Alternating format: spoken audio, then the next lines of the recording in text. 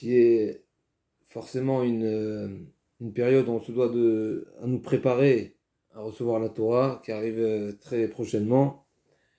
Et je voulais, comme le titre, j'ai essayé de donner à cette idée, à ce sujet-là, c'est l'obligation que nous avons à nous préparer à ce jour-là de Matan Torah. Alors, je vais essayer de développer plusieurs raisons pour lesquelles nous avons ce devoir-là. C'est-à-dire que c'est pas une petite chose, ça peut nous paraître évident, et comme c'est marqué dans les Sfarim, entre autres dans le Marsha, excusez-moi, je vais juste me mettre en silencieux, excusez-moi, désolé.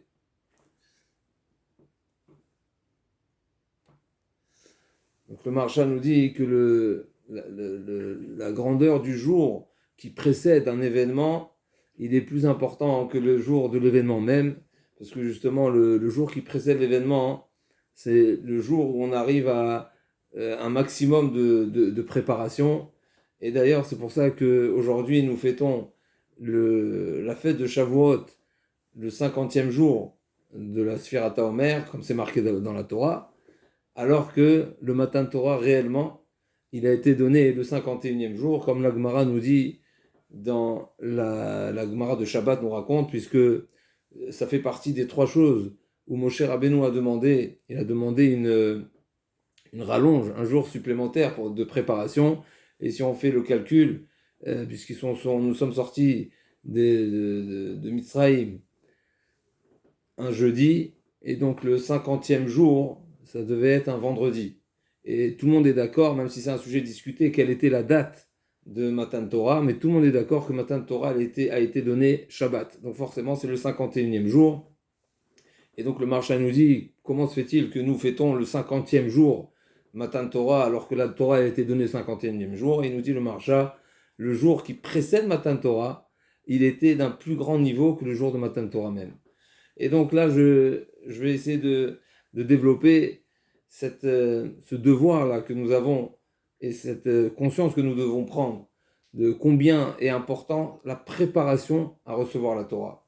Alors les Balei Moussar nous disent que le peuple d'Israël n'avance pas dans le temps, mais on traverse des périodes. C'est-à-dire, quand on fête Pessah, en réalité, c'est qu'on revient et qu'on a les moyens de nous replonger dans la fête de Pessah d'origine. C'est-à-dire, tout ce qui s'est produit à Pessah il y a plus de 3000 ans, eh ben on le revit, on a la possibilité de mériter les niveaux que le peuple d'Israël a vécu et a mérité pendant cette période-là. On a les moyens d'en bénéficier à nouveau. Donc déjà en soi, c'est un moussard extraordinaire de prendre conscience qu'on a les capacités d'être quelque part comme au niveau de nos ancêtres, qui est déjà en soi, ça fait frissonner, puisque on sait bien que le Dor Hamidbar, la génération qui a mérité la sortie d'Égypte, a mérité un niveau extraordinaire. Et à chaque fois, chaque année, chaque moment où on refête cette période-là, on plonge dans cette atmosphère, dans cette ambiance qui nous permet de revivre ces grands niveaux-là. Donc déjà en soi, on est censé réaliser qu'en réalité on ne vit pas seulement un présent, mais on est constamment lié à notre passé. Et le passé, c'est-à-dire que Akadosh Baruch Hu nous a gratifié de choses extraordinaires à l'époque, et c'est pas seulement à l'époque, ça se renouvelle tous les ans. Et donc de même qu'à la fête de Pessah, on replonge dans cette capacité de s'imprégner de la Emouna que nous devons avoir suite au récit de la Haggadah, suite à cette réflexion, cette introspection, nous avons mérité, qu'est-ce que nous avons vu, etc. Et la traversée de la mer Rouge sur laquelle c'est marqué que même Rata Shifra Alayam Ashelo Yecheskel Ben Bouzi, le niveau de prophétie a été livré à tous, même les servantes ont pu montrer du doigt, comme c'est marqué Zé Livan Veu, le fait que le pasouk dit Zé c'est montrer du doigt, Donc on a été en mesure de voir Hachem d'une manière flagrante, d'une manière évidente, d'une manière, une compréhension, une proximité, une clarté, qui est un niveau de prophétie extraordinaire. Et bien sûr, au moment de Matan Torah, on est arrivé à un niveau de prophétie qui est encore plus élevé quelque part, on y arrive tout de suite. Et donc, de même que, voilà, la fête de Pessah, aujourd'hui c'est Pessah Sheni, donc on peut se souhaiter Pessah Sameach, puisque c'est un jour où on le fête pas, on le manifeste pas, il n'est pas fêté d'une manière manifeste, on ne fait rien de très particulier, même si certains mangent de la matzah, etc., Zecher, les Pessah Sheni, mais c'est un jour où on ne dit pas Tachanoun, et donc les jours où on ne dit pas Tachanoun, c'est un jour de Simcha, parce que par définition, les jours où on ne dit pas Tachanoun, c'est une preuve qu'on n'est pas jugé. Si on n'est pas jugé, on n'a pas besoin on a toujours besoin de faire tchouva, mais on n'a pas besoin dans la tfila, de formuler le tachanoun, donc c'est un jour de joie. Donc on va aussi soulever juste un point qui est soulevé dans le Ravolbé. Ravolbé nous dit, de même que le jour de Pessah, HaKadosh Baruch Hu nous a sauvés d'une manière particulière qui était, comme le nom de Pessah l'indique, qu'Akadosh Baruch Hu Passach al Bate Bnei Israël b'Mitzrayim, Akadosh Baruch Hu a sauté au-dessus des habitations des Bnei Israël, parce que justement, quelque part, on n'était pas si méritant, et c'est Akadosh Baruch Hu lui-même, Mirvodo Beatmo, qui a dû le faire. Il nous dit à Volbé, pendant la fête de Pessah, tout homme a les capacités, a les moyens d'évoluer dans sa Avodat Hashem d'une manière de Pessah, c'est-à-dire de sauter les échelons. Normalement, un homme, il est censé évoluer graduellement, n'est-ce pas, comme le Soulam de Yaakov, Soulam Tzav Arsa Verosho Margi Hashamaïma, c'est comme une échelle qui est au sol et qui arrive jusqu'au ciel, mais il faut, habituellement, on est censé évoluer graduellement, échelon par échelon.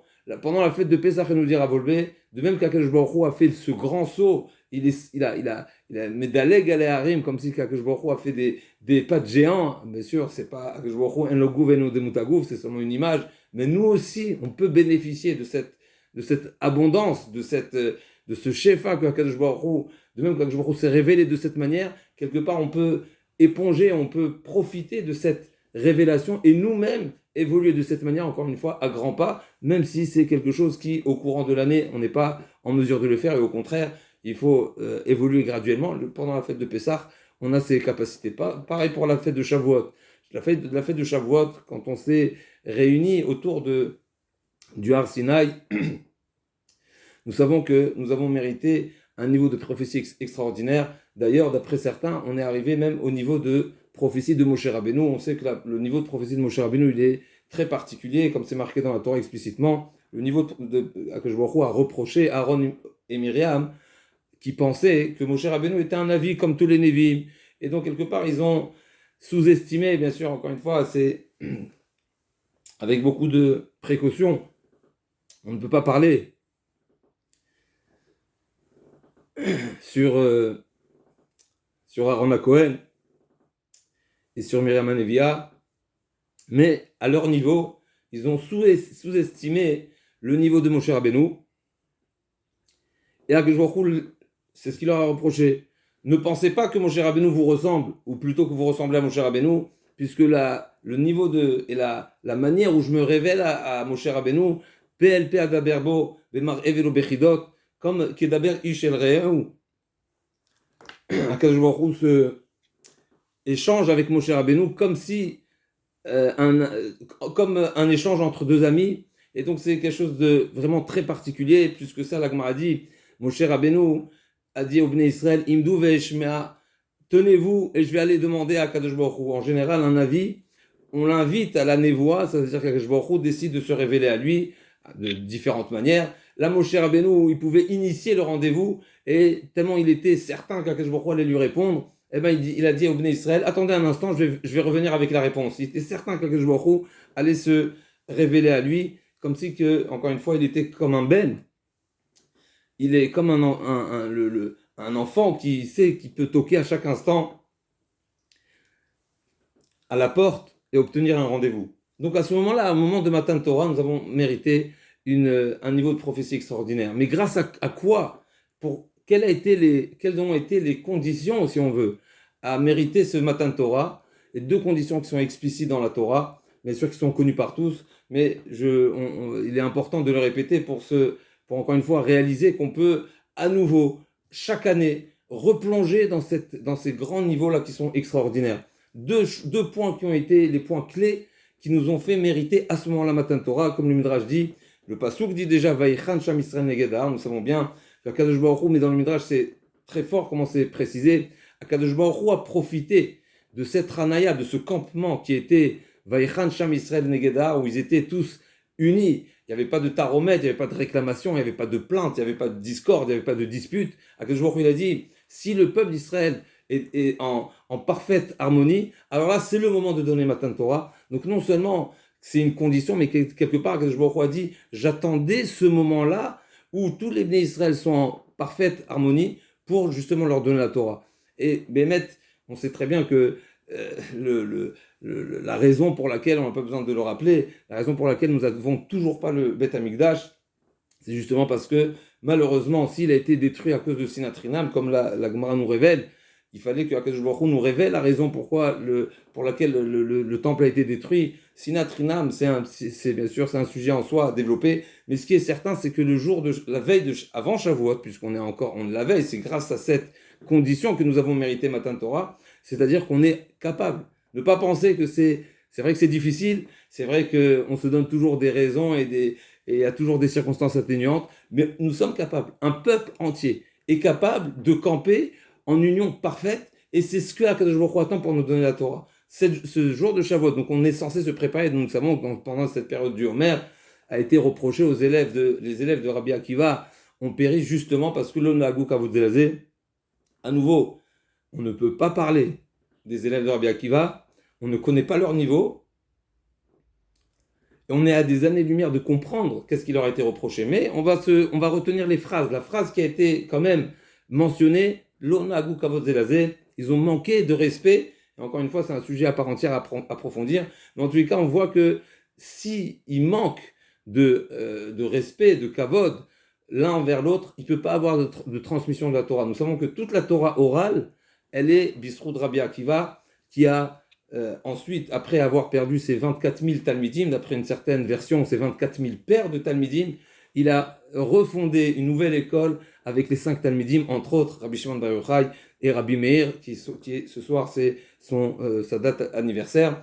Donc toute la Torah orale, on la doit à Rabbi Akiva, et c'est-à-dire que si les 24 000 Talmidim étaient censés faire poursuivre la massorette, la transmission de la Torah, ils ont péri, c'est parce que effectivement cette responsabilité reposait sur eux, mais du fait qu'il a manqué cette condition qui est essentielle, eh ben la Torah elle pouvait pas être transmise par eux, et donc ils ont dû périr. Il fallait renouveler d'autres Talmidim, 5 Talmidim qui, grâce à eux, la Torah nous a été transmise. D'ailleurs, même Moshe Rabbeinu s'est étonné quand il a vu la grandeur de Rabbi Akiva.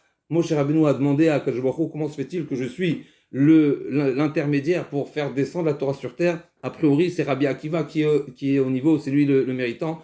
Encore une fois, c'est à développer. Mais en tout cas, ce qui est évident, c'est que la condition sine qua non pour recevoir la Torah, c'est ce qui est explicite dans la Torah. Vaïchan Sham, au singulier, le peuple d'Israël a campé, qui est Ishechad Belev Echad, sans dispute, sans discorde. Et ça, aujourd'hui, pendant cette période-là, on se prépare à Shavuot, on se prépare à ce niveau, à cet état d'esprit que nous devons avoir. D'abord, c'est une condition à l'acceptation de la Torah, à ce cadeau qui va nous être transmis à nouveau, comme nous avons dit, chaque année, la Torah nous est redonnée à nouveau. C'est pas qu'il y a du nouveau, en chadash tachat hashemesh, mais c'est-à-dire que encore une fois, cette proximité avec Akadosh Baruch Hu se renouvelle, et donc nous avons forcément ce devoir de nous unir, et encore une fois, nous sommes capables. Le deuxième point qui est très fort qui nous a fait mériter la Torah, et à nouveau, c'est une dimension extraordinaire, c'est cette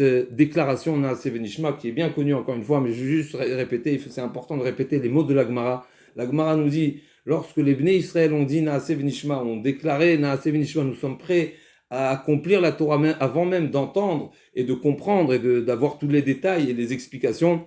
Il y a une bat kol, Yatsa bat kol, comme ça la Gemara elle dit dans Shabbat, Daf Pechet, Yatsa bat kol v'amra, Migila razé lebanaï, chez Malaché Asharet Mishtam Shimbo. Qui est-ce qui a révélé ce grand secret à mes enfants, alors que c'est des propos qui sont dignes des anges. C'est les anges qui s'expriment de cette manière, comme c'est marqué. Ose Devaro Lishmoa Bekol Devaro. Je ne dis pas dans les mots. Le passage qui dit pour les Malachim. Barichou Hashem al-Achav, Gibore Koach, Ose Devaro, Lishmoa Bekol Devaro. On sait que les Malachim, d'abord, Ose Devaro, ils accomplissent, c'est des exécutants. Et ensuite, Lishmoa Bekol Devaro, en deuxième temps, ils prêtent oreille, ils s'intéressent à la compréhension profonde. C'est grâce à cette acceptation qui prouve une confiance totale en Akadosh Baruch Hu, comme on va ramener tout de suite dans la suite de la Gemara. La Gemara nous raconte une histoire. Cette confiance aveugle, on va dire, envers Akadosh Baruch Hu, c'est ça ce qui nous a fait mériter la Torah. Et en réalité, c'est d'un côté, effectivement, c'est un grand niveau, c'est le niveau des anges. Et bien sûr, l'explication elle est simple, puisque nous sommes un petit peu victimes de notre côté intellectuel. Et quelque part, bien sûr, ça fait partie de l'humain, comme ça, Akadosh Baruch Hu a réaliser l'homme. C'est de cette manière qu'on est constitué. On est forcément sujet de notre intellect, mais on est capable de surmonter l'intellect à tel point qu'on se soumet totalement, comme si on a cette capacité. Le passage qui dit dans Télim, Bemot Haïti Imar, je me considère comme un animal, c'est-à-dire je suis capable de mettre totalement mon intellect de côté et agir comme un robot, agir avec soumission, agir avec Be'ahava, comme il nous dit Rachid. Et la Gemara nous raconte, pour compléter cette précision de la Gemara nous raconte à Tzduki, une fois un Tzduki, donc c'est un Tzduki par définition, c'est une personne qui n'accepte pas et qui ne reconnaît pas la Torah orale et qui remet en question toutes les drachot de Chachamim, particulièrement quand les Chachamim interprètent, bien sûr c'est pas une interprétation personnelle, les Chachamim n'inventent rien, même si ils ont certaines certains droits, mais les Chachamim, normalement, la Torah, essentiellement, la Torah orale, c'est par transmission, et on va revenir sur ce point-là. Et donc, quand les Chachamim révèlent le vrai sens du pasouk, alors que le sens simple, a priori, va à l'encontre, alors il y a eu cette fameuse école, malheureusement, qui s'appelle les Tzdukim et Baïtoussim, qui ne se soumettaient pas à l'interprétation des Chachamim, qui encore une fois n'est pas une interprétation, mais c'est une massorette, c'est comme ça que ça nous a été transmis de Rav en Talmud, etc. Et pour donner un exemple, puisque encore une fois ça fait partie de la paracha que nous venons de lire, c'est marqué Machorat à Pessah, concernant la Sfirat HaOmer, c'est marqué que le Korban HaOmer qui était offert le 16 Nissan, il devait être offert le lendemain Mimachorat à Shabbat. C'est marqué le lendemain du Shabbat. Quelle est la définition de ce mot Shabbat qui est exceptionnel, puisque on n'est pas le Shabbat, ça dépend du jour de la semaine, alors que là on est en pleine fête de Pessah. Chachamim nous disent le sens du mot Shabbat dans ce passouk ne fait pas référence au Shabbat de la semaine, qui est le 7e jour de la semaine, ce qu'on appelle Shabbat Bereshit, mais c'est le Shabbat, c'est la fête de Pessah qui est appelée Shabbat. Et c'est pour ça que si Pessah tombe un dimanche, eh ben le Korban Omer sera offert lundi, et ainsi de suite, et si c'est mercredi, ce sera jeudi, etc. Au lendemain de Pessah, nous offrirons le Korban HaOmer. À partir de ce moment-là, nous démarrons le compte de Sfirat HaOmer. Sfirat HaOmer, c'est le compte qui démarre à partir du jour où on offre le Korban qui s'appelle Korban HaOmer. Les Tzdukim n'étaient pas d'accord. C'est un des exemples, encore une fois, qui est toujours d'actualité, puisque les Tzdukim ont traduit littéralement le Passouk, et donc Mimachorat Shabbat, c'est-à-dire le lendemain du Shabbat, c'est un dimanche donc qu'on offrira le Korban HaOmer. Et donc, il faisait en sorte, et là, encore une fois, c'est un sujet dans la Gemara, de quelle manière, comment ils fixaient leur calendrier, mais en tout cas, ils prétendaient que le sens du Passouk, c'est le lendemain du Shabbat qu'on offre le Korban HaOmer, et c'est pour ça que jusqu'à aujourd'hui, nous avons le lundi de Pâques et le lundi de Pentecôte. C'est fondé sur ça justement, puisque le dimanche pour eux c'est le Shabbat, et donc le lendemain du Shabbat, il y a le Pessah, et il y a n'est-ce pas, le 50 jours après, on n'a pas besoin de rappeler leur fête, mais en tous les cas, c'est la définition d'un Tzduki. Donc un Tzduki a vu que Rava était plongé dans son étude, et Rava a positionné ses mains sous ses jambes, et il y avait ses mains qui saignaient. Et donc ce Tzduki, il était complètement pris par cette par cette situation, par cette image. Et malheureusement, il s'est permis d'insulter quelque part Rava, et il lui a dit Amap Ziza, comme s'il s'est exclu, comme le rachat de la Haggadah. Amap Ziza, vous êtes un peuple qui n'est pas réfléchi, qui est pas ziz. Ouais, ok. Donc c'est un Amap Ziza. Des Kadmitu Pumaïrou Lodnaïrou. Vous avez été un peuple qui a été prêt d'accepter la Torah avant de l'entendre. Comme nous avons dit, Naaseh Venishma. Et donc, regarde dans quel état tu te mets pour étudier la Torah.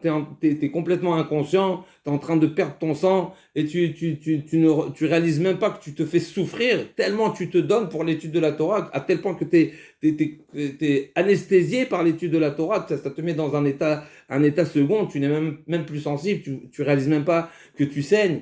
Qu'est-ce qu'il a répondu, Rava? Rava, il lui a répondu, tu sais, nous, d'où est venue notre force? C'est quoi le sens du Naaseh Venishma?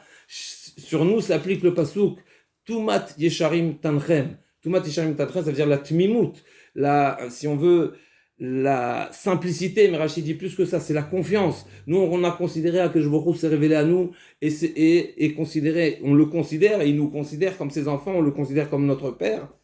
Une personne est censée avoir une confiance aveugle envers son père. Si un homme, est certain, peut être certain, un enfant, un homme, à tout âge, ça ne change pas, un père qui fait une proposition à son fils, et il lui dit, que ce soit dans le commerce, que ce soit un conseil ou quoi que ce soit, comme on va voir dans la suite, Shema Beni Moussar Avicha, toute personne censée, bien constituée, qui se fait conseiller par son père, et son père lui dit, admettons, dans une affaire commerciale, il lui dit, tu sais, mon fils, j'ai une affaire à te proposer, sache que j'ai fait une étude de marché, je te propose un produit à un prix qui est en dessous du prix du marché, avec des rentabilités au-dessus du marché. Un fils qui est bien constitué, encore une fois, normalement, il est censé signer les yeux fermés le rosé, l'acte de vente ou quoi que son père lui propose. Pourquoi? Parce que justement, un homme ressent l'amour que son père a envers lui. Un homme a une certaine proximité et il est certain que le père ne veut que son bien, il n'est pas là pour le tromper. Et Rachid précise, nous on a eu la certitude qu'Akadosh Baruch Hu ne va pas nous demander de faire quoi que ce soit si ce n'est qu'on est capable. Et donc cette assurance, cette évidence que nous avons, cette évidence que nous avons ressentie, cette proximité avec Akadosh Baruch Hu, on l'a ressentie justement comme un père et son fils, bien sûr qu'elle nous permet de dire Naaseh Venishma. Bien sûr qu'on ne va pas remettre en question quoi que ce soit. On n'est pas censé entendre et comprendre avant d'agir. Il y a un rosé, il y a un acte de vente, il y a n'est-ce pas, il y a des clauses, il y a un contrat avec des clauses qui font des dizaines de pages. Le fils qui fait confiance à son père, il n'aura pas besoin de lire les clauses, il va signer immédiatement. Il est certain que le père ne veut que son bien et que le bénéfice, il est garanti. C'est exactement ça, c'est la notion de Tumat Yesharim Tamchen, c'est une tmimout, c'est une manière, on va dire, ne pas chercher des complications, ne pas chercher des calculs et savoir est-ce que je suis capable, je suis pas capable, est-ce que ça me concerne pas, comment je vais gérer ces obligations, etc. C'est l'amour, n'est-ce pas? C'est marqué que la Ahava Mekalkel et Ashura, une personne qui a un amour fou pour sa femme, ses enfants, ses parents, etc. Il ne va pas il va pas poser de questions, il va pas faire de calculs, on n'est pas censé en tout cas, puisque normalement justement l'amour elle est censée dépasser toute raison. En réalité, c'est ce que la Mishnah nous dit, la Gemara nous enseigne. Ahava, mais quel est Ashura, quand il y a l'amour, il n'y a plus de règles, il n'y a plus de logique, finalement, il n'y a plus de limitation. Donc le Naaseh Venishma, la Gemara, malgré tout, la Gemara nous dit que cette notion, cette dimension de Naaseh Venishma, c'est une dimension des malachim. Et là, je veux justement m'arrêter sur ça, puisque comme ça, pour moi, c'est un sujet qui mérite vraiment un approfondissement, il mérite une réflexion. Si le bon Dieu, si une bat-kol, une voix céleste, a été entendue par le peuple d'Israël, en disant Migila Razelebanai, Raz Shemalachre Asharet Mishtam Shimbo. À ce moment-là, avant de recevoir la Torah, on a été comparé à des anges. C'est-à-dire, même avant de recevoir la Torah, même sans les outils de la Torah quelque part, on est capable d'atteindre le niveau des anges. Je reviens, c'est ce qu'on disait, cette notion de Vaïchan Sham Israël Negedar, la veille de Shavuot, quelques jours avant Shavuot, on a été capable d'être tous unis. Nous sommes capables. Nous sommes capables et c'est la condition pour recevoir la Torah. Pareil pour le Nasev Nishma. Le Nasev Nishma, c'est une dimension extraordinaire. C'est surhumain, c'est inhumain même. Mais nous sommes capables, nous l'avons fait. Pourquoi ? Parce qu'il y avait eu l'amour. Parce que nous avons ressenti la proximité d'Akadosh Baruch Hu. En cette veille de Shavuot, nous devons nous dire, nous avons, nous, le peuple d'Israël, ces capacités en nous, ces moyens de nous dépasser. En réalité, nous, le peuple d'Israël, nous sommes pas limités aux règles qui sont ni mathématiques, ni physiques, ni biologiques. Nous sommes comparés aux anges. L'ange, il n'est pas limité comme l'être humain est limité. Et nous l'avons fait, nous l'avons prouvé même avant de recevoir la Torah. En réalité, ce moussard qui est très puissant, souvent, malheureusement, on se dit, on se laisse aller, on fait appel à des prétextes. C'est trop dur pour moi, c'est trop difficile, ça me concerne pas, les circonstances ne me permettent pas, je suis fatigué, j'ai subi des affronts, des pertes financières, chacun avec ses réponses. Toutes ces réponses-là, elles sont valables si on se considère un homme. Si on se considère un être humain limité, alors effectivement, toutes ces réponses, elles sont justes. Et effectivement, il y a la notion de Anus, Rachamana Patre. Dans le cas de force majeure, on est dispensé. Le bon Dieu ne va pas nous dire pourquoi, quelque part, tu n'as pas fait une chose, tu n'as pas réalisé la chose alors que tu n'avais pas les moyens. C'est juste. C'est-à-dire, sur le plan logique, effectivement, il y a certaines règles qui nous dispensent de certaines réalisations, puisque justement, on est à nous, c'est un cas de force majeure. Mais de se dire qu'on est dispensé ne nous fait pas grandir. De se dire qu'on a les capacités d'être au niveau des anges, même avant d'avoir reçu la Torah, de cette manière-là, on va grandir. De cette manière-là, on va se surpasser. De cette manière-là, on va exprimer notre amour envers Akadosh Baruch Hu. C'est sûr qu'il y a le minimum syndical, il y a les 613 mitzvot, il y a les mitzvot qui nous ont été rajoutés par les Chachamim. Ok, ça s'appelle le minimum syndical. La question est de savoir de quelle manière on va le réaliser. Effectivement, encore une fois, dans certaines situations, on est dispensé. Mais Akadosh Baruch Hu, il attend bien plus de nous et nous sommes capables. Donc ce deuxième point-là, qui est le Nasev Nishma, prendre conscience que nous l'avons dit, prendre conscience que nous sommes capables. Mais le Nasev Nishma n'est pas seulement une expression qui a été formulée une fois. C'est une expression qu'on est capable de revivre et qu'on est capable, à plus forte raison maintenant que nous avons déjà reçu la Torah. Nous avons les moyens, nous avons les outils pour nous élever, parce que nous savons que la Torah, c'est quelque chose qui a devancé le monde, et c'est pour ça que le grand chidouche du Orchem Akadosh qui demande comment se fait-il que Moshe Rabbeinu, lors de la traversée de la mer Rouge, il a dû avoir un certain échange avec la mer qui ne voulait pas se fendre, qui ne voulait pas s'ouvrir, en prétendant, Moshe Rabbeinu, il vient et il dit laisse-moi passer. Akadosh Baruch Hu a dit de te fendre, de nous laisser passer, et la mer qui lui dit mais moi aussi, le bon Dieu, quand il m'a créé, quand j'ai été placé, il a dit les lois de la nature ne sont pas censées se modifier, et donc moi aussi je réalise la volonté du bon Dieu. Et là, plus que ça, la mère qui prétend, et en plus de ça, j'ai été créé avant toi. Donc toi, en tant qu'être humain, tu prétends vouloir réaliser la volonté d'Akadosh Baruch Hu. Moi aussi, je suis en train de réaliser la volonté d'Akadosh Baruch Hu. Et du fait que j'ai une préséance sur toi, parce que j'ai été créé avant toi, donc il n'y a pas de raison que je te laisse passer. Et là, il y a eu besoin d'effectivement, Matitza qui est là, Idaber Bene Israël Veisaou, il a fallu la Messirut Nefesh, il fallait que Narshon Ben Aminadav se jette à la mer jusqu'à ce qu'il Guillaume Maïmad Nafesh, jusqu'à ce qu'il n'a plus les capacités d'avancer. C'est cette mission de Nefesh, c'est par l'action que effectivement la mer elle s'est fendue, bien sûr, il y a par le srout de Yosef Hatzadik, ok, mais la question du Orchem Akadosh est comment comprendre? Alors, comment comprendre que Moshe Rabbeinu a besoin de se disputer quelque part, de dialoguer avec la mer, alors que la Gemara nous raconte une histoire qui a priori d'un revers de main, la Gemara nous raconte d'une manière a priori très simple et très évidente que avec Rabbi Pinchas Ben Yair qui devait se rendre à un certain endroit pour payer la rançon d'un captif. Et a priori, comme ça s'est raconté, que Rabbi Pinchas Ben Yair, sa yeshiva, où son domicile était de l'autre côté de la rive, et donc à chaque fois qu'il fallait se déplacer, très souvent, il devait traverser le fleuve. Donc, habituellement, il y avait la passerelle, il y avait le passeur, n'est-ce pas, faisait traverser le fleuve, mais souvent, comme la Gemara nous raconte plusieurs histoires, souvent, Rabbi Pinchas Ben Yair se trouvait et il n'y avait personne pour le faire passer, donc il n'y avait pas le passeur, il n'y avait pas la barque, il n'y avait pas la passerelle qui se présentait. Et là, Rabbi Pinchas Ben Yair qui dit au fleuve, laisse-moi passer, si tu ne me laisses pas passer, je te sèche. Et donc, il pose au Rem Akadosh, il pose la question, je comprends pas. Moshe Rabbeinu, il se dispute avec la mer. Et la mer a des arguments, a priori, qui sont valables. Et c'est pour ça qu'il fallait que Nachshon Ben Aminadav se jette. C'est-à-dire, même Moshe Rabbeinu n'a pas les capacités de fendre la mer. Comment est-ce possible d'imaginer que Rabbi Pinchas Ben Yair est d'un niveau supérieur à Moshe Rabbeinu, à tel point qu'il dit au fleuve, laisse-moi passer, sinon je te sèche. Et il n'y a pas de discussion. Quelle est la différence? Et le roi Chaim Akadosh nous répond d'une manière très simple. Moshe Rabbeinu, c'est juste. Mais Moshe Rabbeinu, il est encore avant le don de la Torah.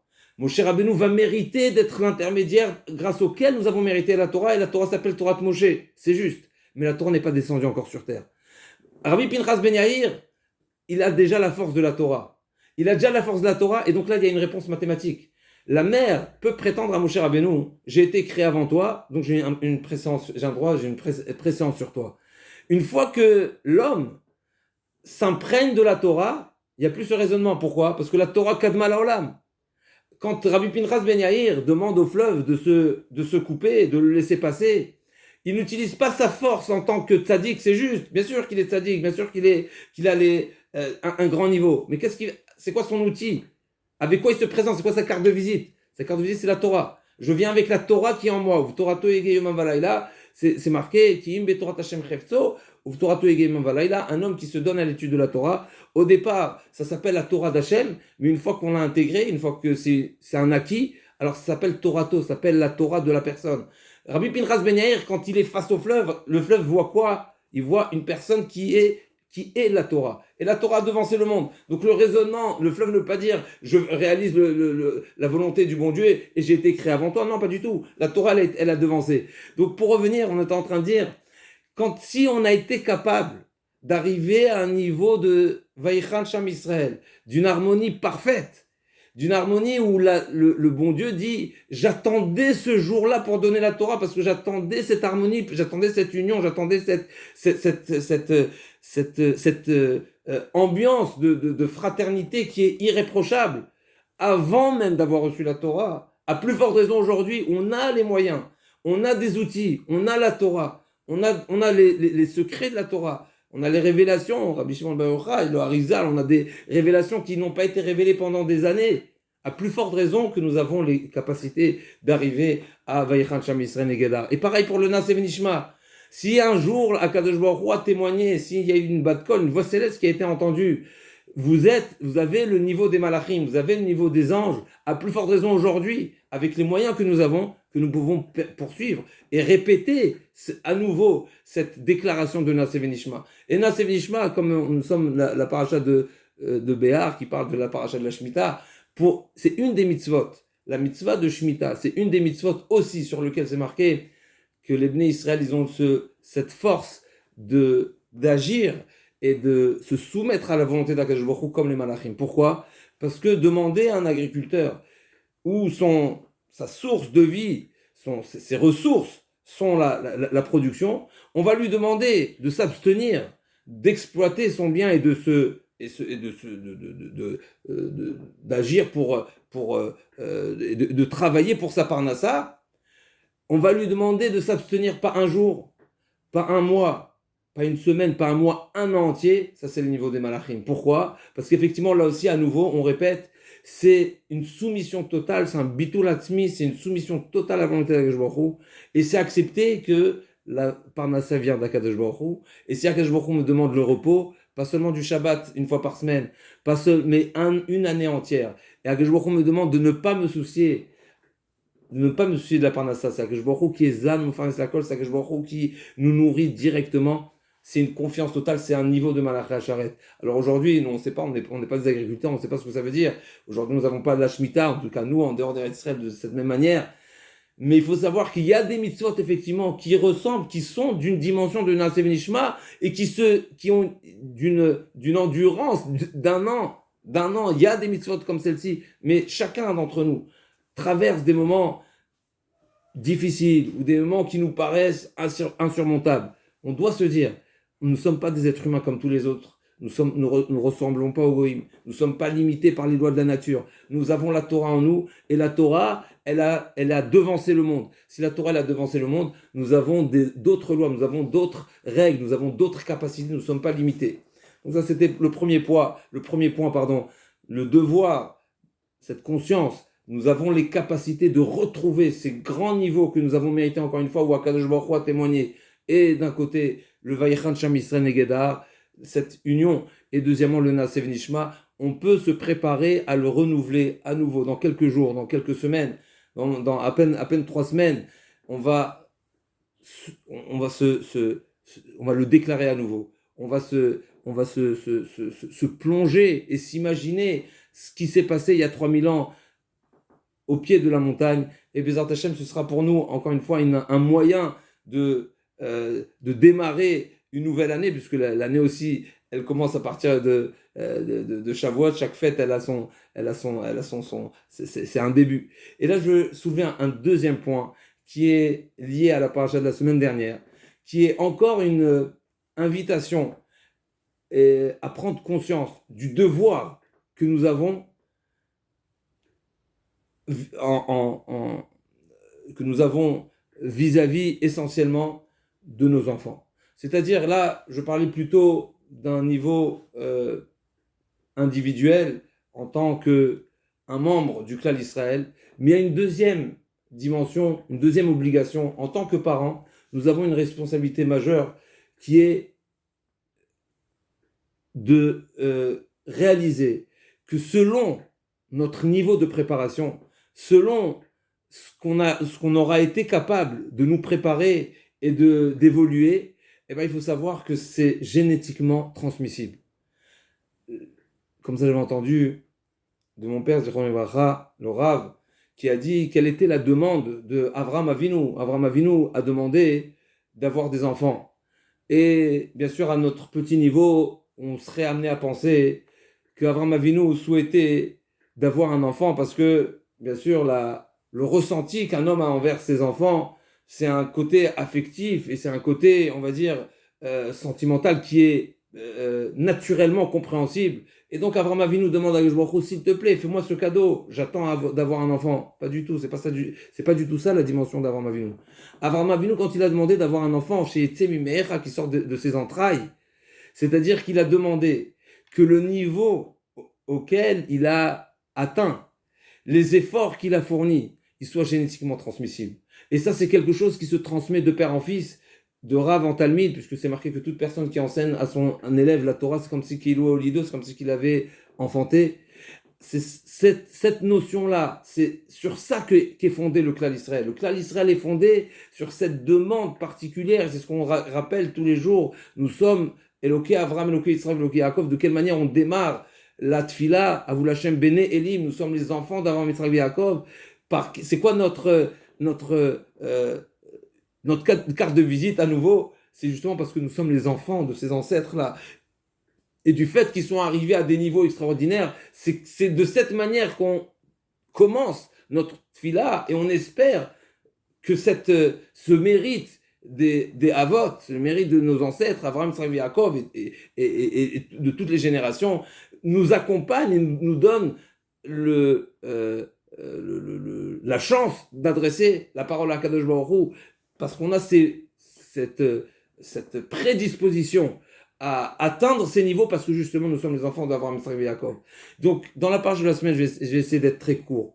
Dans la paracha de la semaine dernière, nous avons lu une paracha qui est très difficile à entendre, comme nous allons rapporter les propos de Rabbeinu Bechaye, où la paracha finit en nous racontant une avéra terrible qui s'est produit alors que les bénis Israël étaient dans le désert. C'est ce fameux ce fameux homme qui a maudit, alors on ne dit pas maudit, on dit Mevarech et Hachem, qui a béni, n'est-ce pas, pour ne pas, même pas mentionner ce mot-là, comme ça c'est marqué Mevarech et Hachem, comme ça la Gemara a dit, on n'emploie même pas le terme de klala, mais c'est ce qu'il a fait, il a maudit. Et suite à quoi il a maudit? Il y a plusieurs explications pourquoi il a été amené jusqu'à se disputer et ensuite à maudire. Une des explications, c'est parce qu'il a entendu la paracha qui précède cette histoire dans la paracha de Hémor, c'est la paracha du Lechem Apanim. Le Lechem Apanim, nous savons qu'il y avait 12 pains qui étaient placés sur le fameux Shulchan, donc cette fameuse table, encore une fois, qui avait des étagères, et le pain a été pétri vendredi. Il était placé sur le Shulchan le Shabbat, et il était distribué au Kohanim le Shabbat d'après. Donc c'était un pain, c'est un service très particulier, alors que tout le service au Beth Amikdash, c'est un service journalier, comme les sacrifices, comme l'allumage de la menorah. Là, le placement de ces pains-là était pétri encore une fois vendredi, positionné le Shabbat et distribué le Shabbat d'après. Et donc cette personne-là en question, il est sorti, quand il a entendu cet enseignement, il est sorti du Beth Amikdash en disant « L'Igleg », il s'est moqué, il a dit est-ce que c'est c'est honorable que dans la résidence d'Hachem, quelque part, le pain qui est servi à Kadosh Baruch Hu, on va lui servir un pain qui n'est pas le pain du jour, qui n'est pas frais, il a 9 jours. Comment est-ce possible? L'Igleg, il s'est moqué. Et là, je vais juste, vraiment pour être très bref, je vais juste rapporter les propos qui sont ramenés au nom du Rambam, au nom du Harizal, qu'effectivement, Sod mitzvah nit alma. Effectivement, on ne sait pas exactement quel est le sens de cette mitzvah, pourquoi particulièrement concernant le Lechem Apanim, Akadosh Baruch Hu demande, encore une fois, c'est un sujet à approfondir à part entière, mais je vais juste revenir sur quelque chose de très fort. Ce qu'il faut savoir, c'est que le blasphème, Mevarech et Hachem, c'est un type de Avera exceptionnel. D'abord parce que dans sa condamnation, c'est la preuve, par la condamnation, on a la preuve que c'est la faute, ça fait partie des fautes les plus graves, puisque c'est la condamnation qui est la plus sévère. Il fait partie des Averot comme celui qui transgresse le Shabbat, comme celui qui est Oved Avodazara, celui qui a, n'est-ce pas, l'idolâtre, il est Mitato Biskila, il est lapidé. Donc ça fait partie des Averot les plus graves. Mais il y a une particularité dans cette Avera, où la Gemara dans Sanhedrin nous détaille que les témoins, lorsqu'ils ont entendu, puisque s'il y a condamnation, c'est qu'il y a témoin. S'il y a témoin, c'est pas seulement des témoins qui ont assisté, qui ont entendu, mais en plus de ça, il y a eu atra, il y a une prévention, etc. Donc les témoins qui ont entendu le blasphème, ils devront faire kriya, ils devront déchirer leurs vêtements. Non seulement les témoins déchireront leurs vêtements quand ils ont entendu, mais même quand les témoins vont rapporter le témoignage en fin de procédure, parce que pendant toute la procédure, ils ne vont pas rapporter le témoignage textuellement pour ne pas répéter la malédiction Chas v'Shalom. Donc ils vont le répéter seulement vraiment avant la clôture de la séance, avant de la condamnation. Les dayanim, les juges, seront obligés d'entendre aussi à leur tour les propos répétés par les témoins de ce qu'ils ont entendu. Et à ce moment-là, toute l'assemblée aussi, tous les juges aussi devront déchirer leurs vêtements. D'ici on voit que à l'image de celui qui voit le Sefer Torah chez Nisraf, etc. Mais ce qui est particulier dans cette Avera, c'est qu'habituellement, toutes les Averot ne sont condamnables par le tribunal seulement si elles sont accompagnées par une action. Comme il y a la règle qui est connue, lav shen bo maasen okina lav, quand il y a une transgression qui est passive, qui n'est pas active, il n'y a pas de condamnation. Cette avera, elle est transgressée, elle est réalisée par une parole. Et nous savons bien que la parole n'a pas totalement la même valeur qu'une action. C'est seulement une parole. Et malgré tout, non seulement qu'il a la condamnation la plus grave, mais en plus de ça, les témoins devront se déchirer les vêtements. En plus de ça, même quand c'est répété à nouveau, le Bedin devra se déchirer les vêtements. Rabbeinu Bechaye pose la question. Je ne comprends pas comme ça il pose la question. Il est difficile à comprendre. Je vais vous dire dans les mots du Rashi. Vani shoel bekan, il dit Rabbeinu Bechaye. Lama utzrecha Torah. Comment se fait-il que la Torah a pris la peine de raconter l'histoire? C'est un blasphème de raconter l'histoire. De dire que l'histoire s'est produite. C'est un blasphème aussi pour Akadosh Baruch Hu. Pourquoi le dire? Pourquoi le raconter? On aurait pu se suffire de dire, d'enseigner la halakha. Toute personne qui blasphème, qui exprimerait une klala, lo alenu, sa condamnation sera ce qu'il a. Pourquoi nous raconter que c'était une histoire? C'est la question de Rabbeinu Bechaye. Rabbeinu Bechaye vient nous dire, il a plusieurs réponses, plusieurs parties de réponse, mais Rabbeinu Bechaye vient nous dire quelque chose de très fort ici. Vous savez pourquoi la Torah a voulu nous raconter l'histoire? Parce qu'il était important de raconter, de préciser les antécédents de ce personnage. La Torah a précisé d'où vient cet homme-là, Vehu ben Isha israélite, Vehu ben Ish Mitzri. Les antécédents, il a du passif. Sa mère, lui est reproché quelque chose. Son père lui a été reproché quelque chose. Son père, c'est un Égyptien.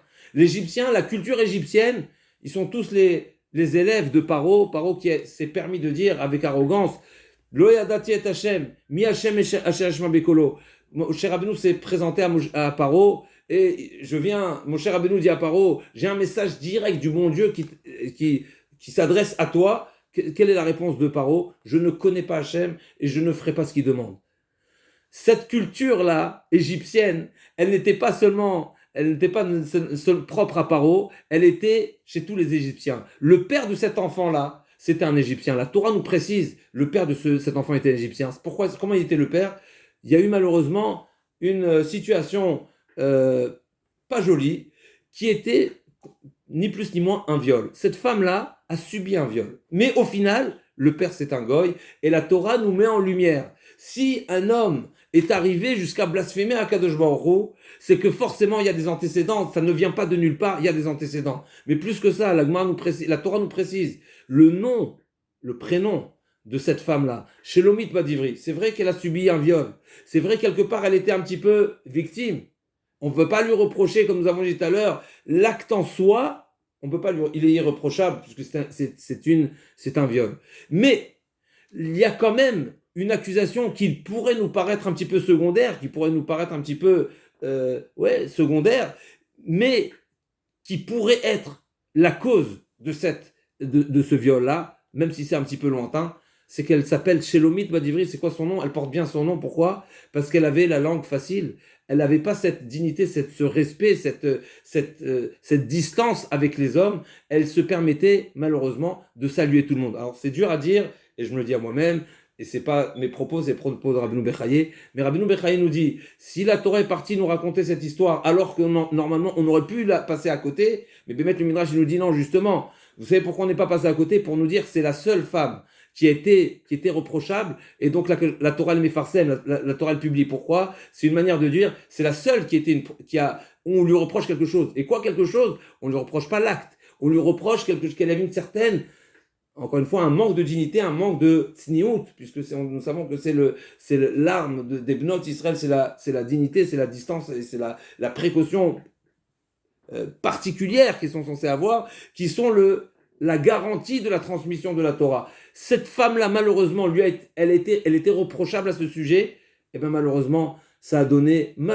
naissance à un enfant. Encore une fois, elle n'est pas la seule fautive dans l'histoire, puisque finalement, c'est aussi la faute du père. Le père, c'est un Égyptien, ok, mais si la Torah nous raconte l'histoire, c'est parce que justement, nous devons prendre conscience que malheureusement ou heureusement, parce que c'est dans les deux sens, mais nous avons une responsabilité, et encore une fois, comme nous avons dit, Avraham Avinu a demandé que ce soit génétiquement transmissible, et bien aussi bien dans le côté positif, aussi bien sur le côté négatif. Si les parents, malheureusement, nous avons cette responsabilité envers les enfants, si nous ne répondons pas à nos obligations, si nous ne sommes pas irréprochables quelque part, on ne pourra pas en vouloir aux enfants qui malheureusement nous ressemblent, ou même pire que ça, agissent d'une manière qui est, encore une fois, intolérable, inacceptable, extraordinaire. Encore une fois, c'est une avéra qui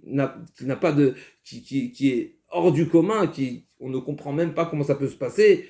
C'est un rachat il faut savoir que les parents, ils ont une responsabilité. Ça, c'est le deuxième point qui nous engage encore une fois, à nous préparer à Kabbalat Torah. Pourquoi? Parce que nous avons une responsabilité envers nos enfants. Les parents, n'est-ce pas, les parents ont une responsabilité directe, puisque la transmission de la Torah, encore une fois, elle est directement par les parents, et c'est une transmission directe. Je vais juste ajouter encore un petit point. Particulièrement la femme. Et c'est juste que je m'adresse aux femmes, mais pas que, je me parle à moi-même, comme je l'ai dit, c'est pas moi qui met ce point-là en lumière, c'est Shlomo Ameler.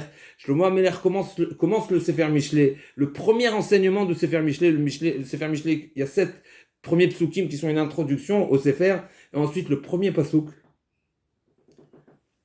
Le premier enseignement de Shlomo Ameler dans ce Sefer-là, Shemar Beni Moussar Avicha Valitosh Toratimecha, c'est un passouk bien connu, mais juste voir la différence un petit peu entre ce qu'on donne comme responsabilité au père et la responsabilité de la mère. Quand on parle du père, on parle du moussard. Le moussard, c'est les reproches, c'est les remontrances, c'est les orientations. Comme si je ne me trompe pas, c'est le Gaon de Vilna qui nous dit le moussard, ça vient du mot mosérot. Mosérot, c'est l'attelage de la bête qui permet de la guider. Quelque part, le moussard, quand Shlomo Melech nous dit Shema béni, sois attentif au moussard, n'est-ce pas, on va dire à la. C'est une éducation, c'est une discipline que ton père te fixe.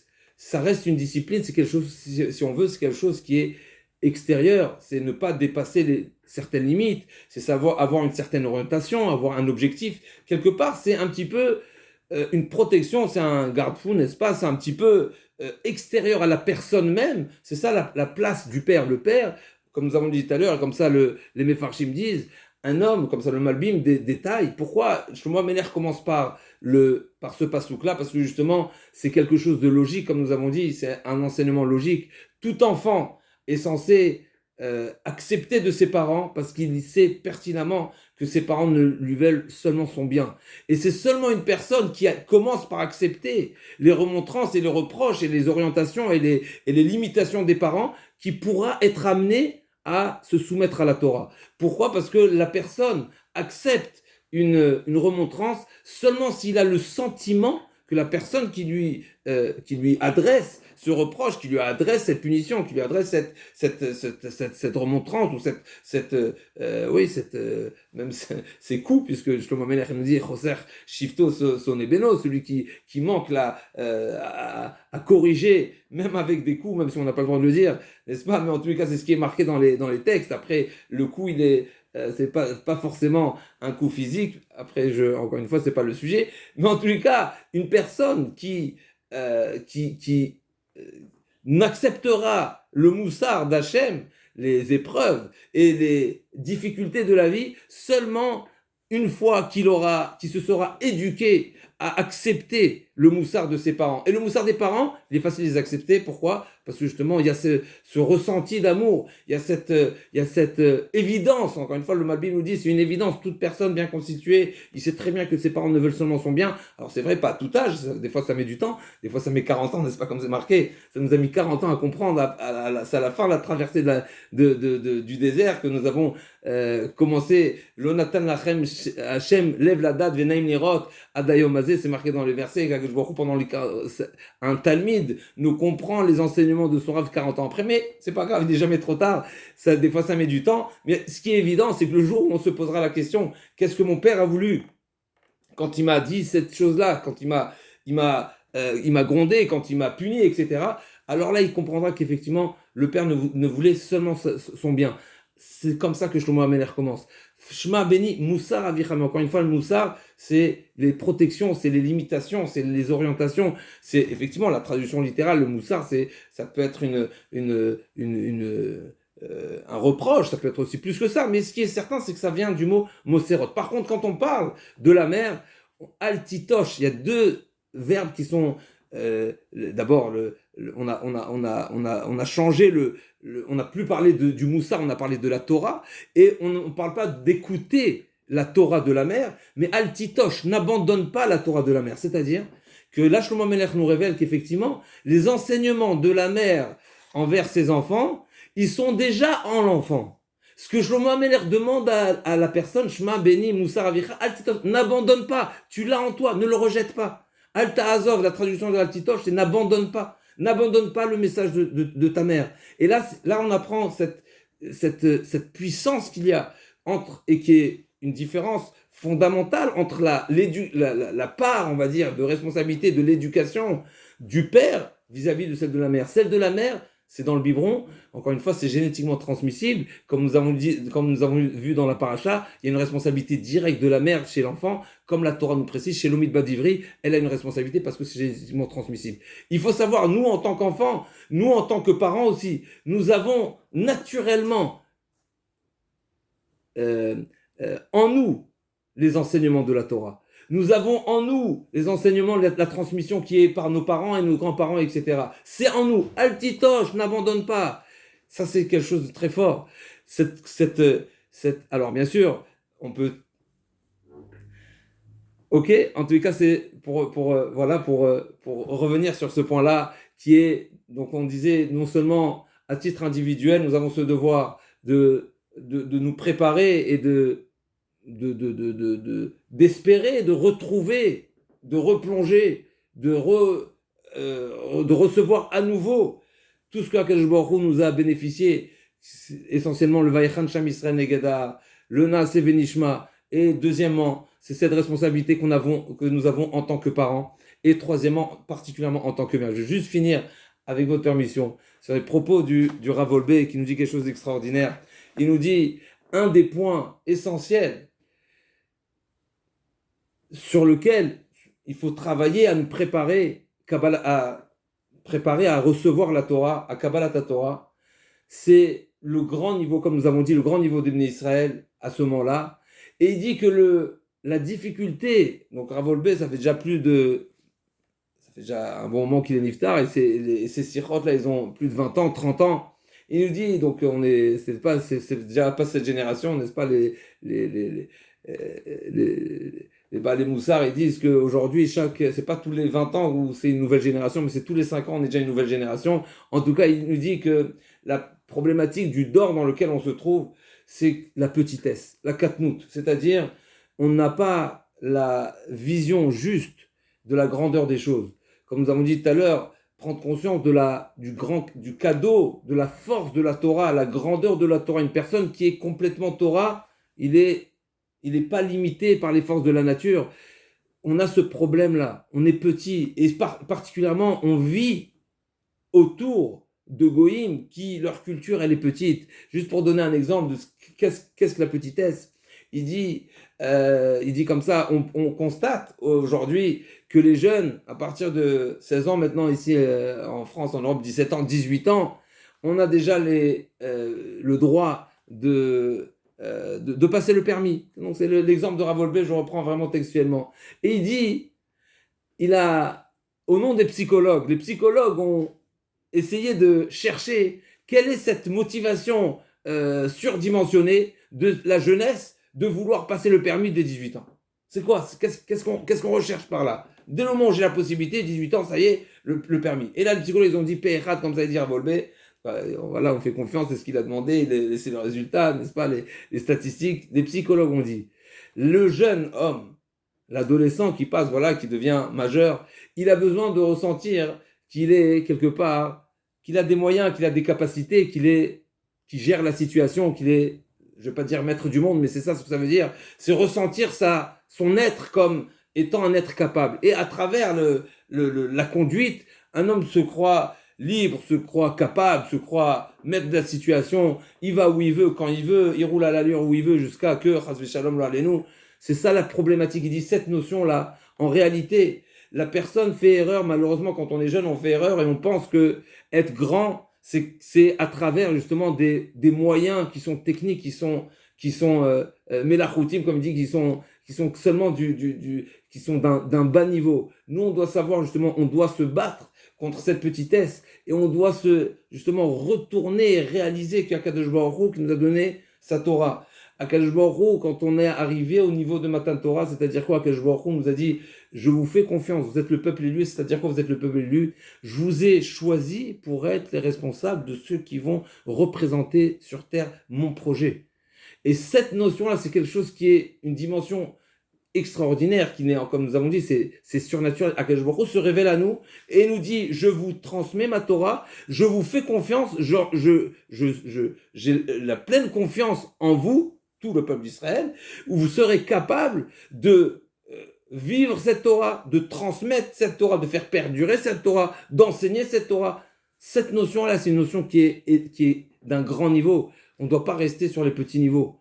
Et justement, je vais finir avec cet enseignement du Ramban Nachmanide qui nous dit une des 613 mitzvot, c'est un sujet discuté entre les Rishonim, est-ce que ça fait partie des 613 mitzvot ou pas? Mais le Ramban nous dit d'une manière explicite, la mitzvah de se souvenir de Matan Torah, ça fait partie d'un commandement qui est à la base un commandement négatif, c'est-à-dire que la Torah nous met en garde, Ishamer lecha, je veux dire dans les mots, Rak Ishamer lecha, Ushmor nafshecha meod, Pen tishkach et advarim asher raou anecha, Upen yasuru milvavecha kol yemechayecha, Veodatam levanecha velivnevanecha. Donc Akadosh Baruch Hu nous met en garde, Ishamer lecha, Ishamer c'est une forme, c'est ce qu'on appelle un lave, c'est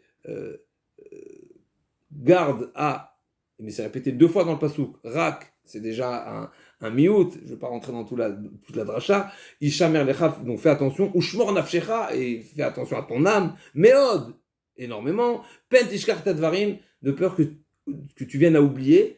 Yom asher amata lifnei Hashem lekecha bechorev. Encore une fois, ce qui est marqué ici, alors bien sûr dans le Ramban, c'est marqué, notre obligation c'est de se souvenir de Matan Torah, mais dans les mots du pasuk, on pourra remarquer que c'est marqué Yom asher amata lifnei Hashem lekecha bechorev, c'est-à-dire le jour où tu t'es placé, c'est-à-dire que si on traduit littéralement, encore une fois, c'est pas ce que le Ramban dit, mais on pourrait dire que la traduction première du pasuk, c'est le jour où tu étais prêt à recevoir la Torah. Yom Asher Amadta, le jour où tu t'es tenu devant le Har Sinaï afin de recevoir la Torah. Ce passouk-là, d'après le Ramban, c'est un commandement, ça fait partie des 113 mitzvot. Nous avons l'interdiction d'oublier, et encore une fois, c'est marqué à 2 reprises. Ishamer lecha, ushmor nafshecha meod, même à 3 reprises si on veut. Je nous met en garde, une fois après l'autre, et énormément.